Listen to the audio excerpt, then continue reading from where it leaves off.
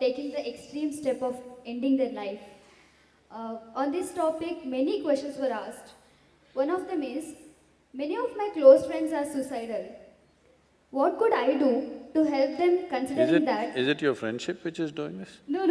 This is the question that I got from the audience.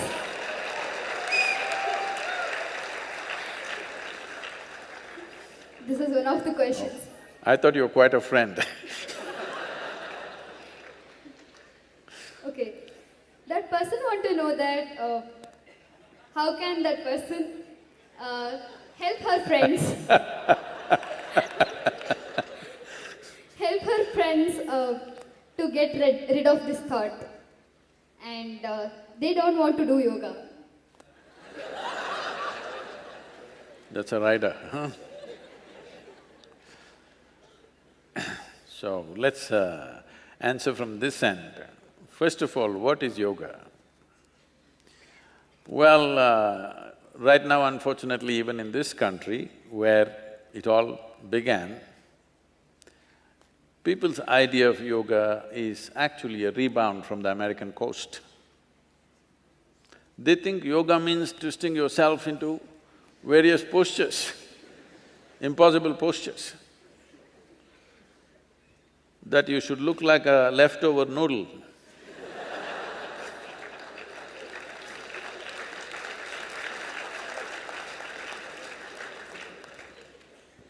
No, I want you to understand what yoga means. Yoga means union.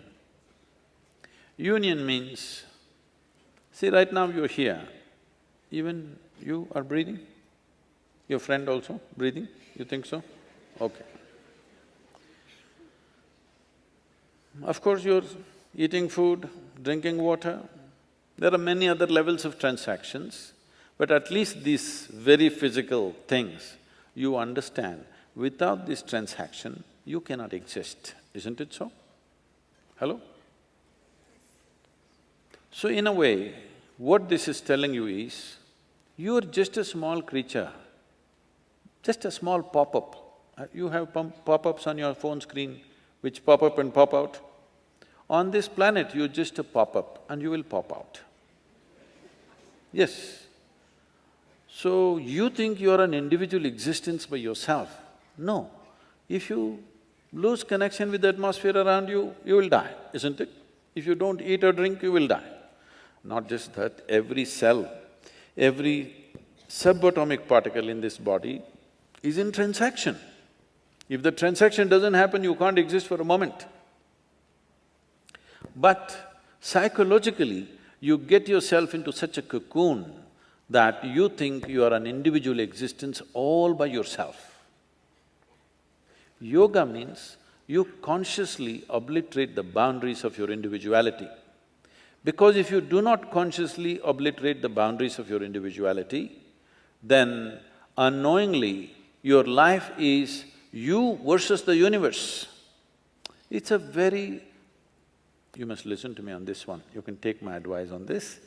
It's a bad competition to get into. You versus the universe, definitely you will feel like dying. When you face such a big competition, it's not worth living, it'll become like that. So how people normally handle it is, by obliterating it in unconscious ways a little bit. Somebody falls in love with somebody, suddenly they've opened up the boundaries of their individuality a little bit to somebody. The English expression of falling in love is a good expression because something of you has to fall. You can't rise in love, you can't fly in love, you can't climb in love, you have to fall in love. That means… that means something of you has to be stripped. Something of you has to fall down. You have to make space for something else. Little bit of unconscious yoga you did.